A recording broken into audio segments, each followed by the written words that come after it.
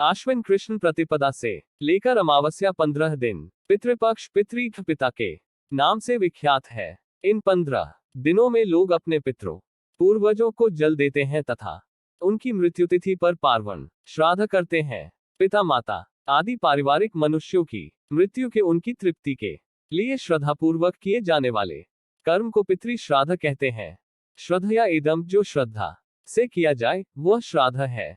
भावार्थ है प्रेत और पितर के निमित्त उनकी आत्मा की तृप्ति के लिए श्रद्धापूर्वक जो अर्पित किया जाए वह श्राद्ध है।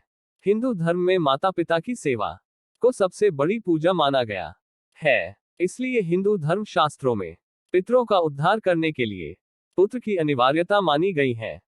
जन्मदाता माता पिता को मृत्यु उपरांत लोग विस्मृत न कर दें, इसलिए उनका श्राद्ध करने का विशेष विधान बताया गया है। भाद्रपद पूर्णिमा से आश्विन कृष्ण पक्ष अमावस्या तक के 16 दिनों को पितृपक्ष कहते हैं, जिसमें हम अपने पूर्वजों की सेवा करते हैं। आश्विन कृष्ण प्रतिपदा से लेकर अमावस्या तक ब्रह्मांड की ऊर्जा तथा उस ऊर्जा के साथ पितृप्राण पृथ्वी पर व्याप्त रहता है। धार्मिक ग्रंथों में मृत्यु के बाद आत्मा की स्थिति का बड़ा सुंदर और वैज्ञानिक विवेचन भी मिलता है। मृत्यु के बाद दशगात्र और षोडशी सपंडन तक मृत व्यक्ति की प्रेत संज्ञा रहती है। पुराणों के अनुसार वह सूक्ष्म शरीर जो आत्मा भौतिक शरीर छोड़ने पर धारण करती है प्रेत होती है। प्रिय के अतिरेक की अवस्था प्रेत है, क्योंकि आत्मा जो सूक्ष्म शरीर धारण करती है तब भी उसके अंदर मोह माया भूख और प्यास का अतिरेक होता है। सपंडन के बाद वह प्रेत पितरों में सम्मिलित हो जाता है। पितृपक्ष भर में जो तर्पण किया जाता है उससे वह पितृप्राण स्वयं आप्यापित होता है। पुत्र या उसके नाम से उसका परिवार जो यव जौ तथा चावल का पिंड देता है उसमें से अंश लेकर वह प्राण का ऋण चुका देता है। ठीक आश्विन कृष्ण प्रतिपदा से वह चक्र ऊर्ध्वमुख होने लगता है। 15 दिन अपना अपना भाग लेकर शुक्ल पक्ष की प्रतिपदा से पितर उसी ब्रह्मांडीय ऊर्जा के साथ वापस चले जाते हैं, इसलिए इसको पितृपक्ष कहते हैं। और इसी पक्ष में श्राद्ध करने से पितरों को प्राप्त होता है। पुराणों में कई कथाएं इस उपलक्ष्य को लेकर हैं, जिसमें कर्ण के पुनर्जन्म की कथा काफी प्रचलित है। एवं हिंदू धर्म में सर्वमान्य श्री रामचरित में भी श्री राम के द्वारा श्री दशरथ और जटायु को गोदावरी नदी पर जलांजलि देने का उल्लेख है। एवं भरत जी के द्वारा दशरथ हेतु दशगात्र विधान का उल्लेख भरत किन्हीं दशगात्र विधाना तुलसी रामायण में हुआ है। भारतीय धर्मग्रंथों के अनुसार मनुष्य पर 3 प्रकार के ऋण प्रमुख माने गए हैं: पितृ ऋण, देव ऋण तथा ऋषि ऋण। इनमें पितृ ऋण सर्वोपरि है। पितृ ऋण में पिता के अतिरिक्त माता तथा वे सब बुजुर्ग भी सम्मिलित हैं, जिन्होंने हमें अपना जीवन धारण करने तथा उसका विकास करने में सहयोग दिया। पितृपक्ष में हिंदू लोग मन, कर्म एवं वाणी से संयम का जीवन जीते हैं। पितरों को स्मरण करके जल चाहते हैं, निर्धनों एवं ब्राह्मणों को दान देते हैं।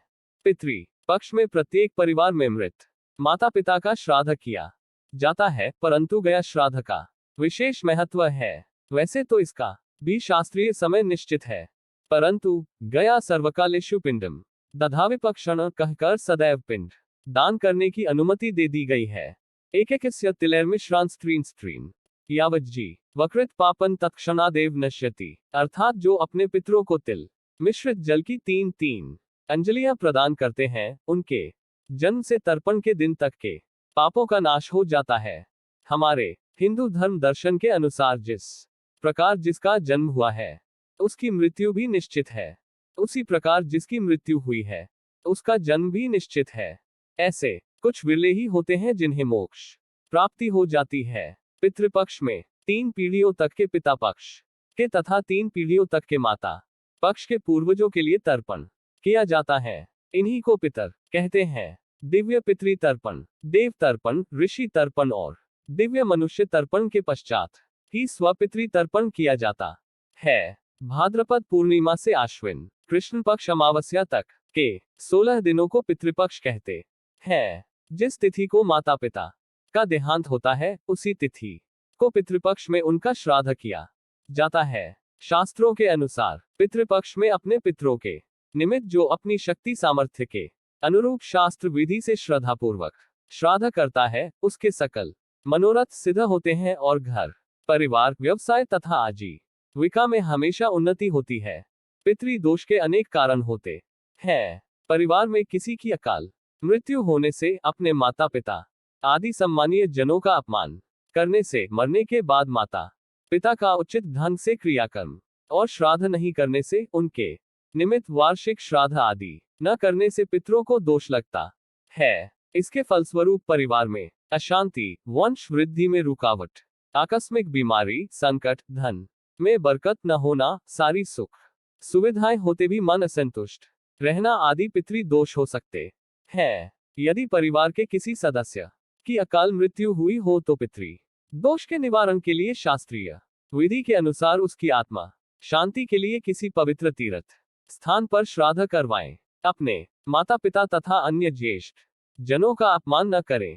प्रति वर्ष पितृपक्ष में अपने पूर्वजों का श्राद्ध तर्पण अवश्य करें। यदि इन सभी क्रियाओं को करने के पश्चात पितृदोष से मुक्ति न होती हो तो ऐसी स्थिति में किसी सुयोग्य कर्मनिष्ठ विद्वान ब्राह्मण से श्रीमद् भागवत पुराण की कथा करवाएं। वैसे श्रीमद् भागवत पुराण की कथा कोई भी श्रद्धालु पुरुष अपने पितरों की आम शांति के लिए करवा सकता है। इससे विशेष पुण्य फल की प्राप्ति होती है। मत्स्य पुराण में 3 प्रकार के श्राद्ध प्रमुख बताए गए हैं। त्रिविध श्राद्ध मुच्यते के अनुसार मत्स्य पुराण में 3 प्रकार के श्राद्ध बतलाए गए हैं, जिन्हें नित्य, नैमित्तिक एवं काम्य श्राद्ध कहते हैं। यमस्मृति में 5 प्रकार के श्राद्धों का वर्णन मिलता है, जिन्हें नित्य, नैमित्तिक, काम्य, वृद्धि और पार्वण के नाम से श्राद्ध है। नित्य श्राद्ध प्रतिदिन किए जाने वाले श्राद्ध को नित्य श्राद्ध कहते हैं। इस श्राद्ध में विश्वेदेव को स्थापित नहीं किया जाता। यह श्राद्ध में केवल जल से भी इस श्राद्ध को संपन्न किया जा सकता है। नैमित्तिक श्राद्ध किसी को निमित्त बनाकर जो श्राद्ध किया जाता है, उसे नैमित्तिक श्राद्ध कहते हैं। इसे एकोद्दिष्ट के नाम से भी जाना जाता है। एकोद्दिष्ट का मतलब किसी एक को निमित्त मानकर किए जाने वाला श्राद्ध, जैसे किसी की मृत्यु हो जाने पर दशा, एकादशाह आदि एकोद्दिष्ट श्राद्ध के अंतर्गत आता है। इसमें भी विश्वेदेवों को स्थापित नहीं किया जाता। काम्य श्राद्ध किसी कामना की पूर्ति के निमित्त जो श्राद्ध किया जाता है, वह काम्य श्राद्ध के अंतर्गत आता है। वृद्धि श्राद्ध किसी प्रकार की वृद्धि में, जैसे पुत्र जन्म, वास्तु प्रवेश, विवाह आदि प्रत्येक मांग लिख प्रसंग में भी पितरों की प्रसन्नता हेतु जो श्राद्ध होता है, उसे वृद्धि श्राद्ध कहते हैं। इसे नांदी श्राद्ध या नांदी मुख श्राद्ध के नाम भी जाना जाता है। यह एक प्रकार का कर्म कार्य होता है। दैनंदिनी जीवन में देव, ऋषि, पितृ तर्पण भी किया जाता है। पार्वण श्राद्ध पर्व से संबंधित होता है। किसी पर्व जैसे पितृपक्ष, अमावस्या या पर्व की तिथि आदि पर किया जाने वाला श्राद्ध पार्वण श्राद्ध कहलाता है। यह श्राद्ध विश्वेदेव से हित होता है। सपंडन श्राद्ध, सपंडन शब्द का अभिप्राय पिंडों को मिलाना, पितर में ले जाने की प्रक्रिया ही सपंडन है। प्रेत पिंड का पितृ पिंडों में सम्मेलन कराया जाता है, इसे ही सपंडन श्राद्ध कहते हैं। गोष्ठी श्राद्ध, गोष्ठी शब्द का अर्थ समूह होता है। जो श्राद्ध सामूहिक रूप से या समूह में संपन्न किए जाते हैं, उसे गोष्ठी श्राद्ध कहते हैं। शुद्ध अर्थ श्राद्ध, शुद्धि के निमित्त जो श्राद्ध किए जाते हैं, उसे शुद्ध अर्थ श्राद्ध कहते हैं। जैसे शुद्धि हेतु ब्राह्मण भोजन कराना चाहिए। कर्माग श्राद्ध, कर्माग का सीधा साधा अर्थ कर्म का अंग होता है, अर्थात किसी प्रधान कर्म के अंग के रूप में जो श्राद्ध संपन्न किए जाते हैं, उसे कर्माग श्राद्ध कहते हैं। यात्रार्थ श्राद्ध, यात्रा के उद्देश्य से किया जाने वाला श्राद्ध यात्रार्थ श्राद्ध कहलाता है। जैसे तीर्थ में जाने के उद्देश्य से या देशांतर जाने के उद्देश्य से जिस श्राद्ध को संपन्न कराना चाहिए, वह यात्रार्थ श्राद्ध ही है। इसे घृत श्राद्ध भी कहा जाता है। पुष्ट्यर्थ श्राद्ध, पुष्टि के निमित्त जो श्राद्ध संपन्न हो, जैसे शारीरिक एवं आर्थिक उन्नति के लिए किया जाना वाला श्राद्ध पुष्ट्यर्थ श्राद्ध कहलाता है। धर्म सिंधु के अनुसार श्राद्ध के 96 अवसर बतलाए गए हैं। 1 वर्ष की अमावस्याएं 12, पुनादि तिथियां 4, मनवादी तिथियां 14, संक्रांतियां 12, वैधृति योग 12, व्यतिपात योग 12, पितृपक्ष 15, अष्टका श्राद्ध 5, अन्वष्टका 5 तथा पूर्वेद्यु 5, कुल मिलाकर श्राद्ध के यह 96 अवसर प्राप्त होते हैं। पितरों की संतुष्टि हेतु विभिन्न पितृ कर्म का विधान है। पुराणोक्त पद्धति से निम्नांकित कर्म किए जाते हैं। एकोदिष्ट श्राद्ध, पार्वण श्राद्ध, नाग बलि कर्म, नारायण बलि कर्म, त्रिपिंडी श्राद्ध, महालय श्राद्ध।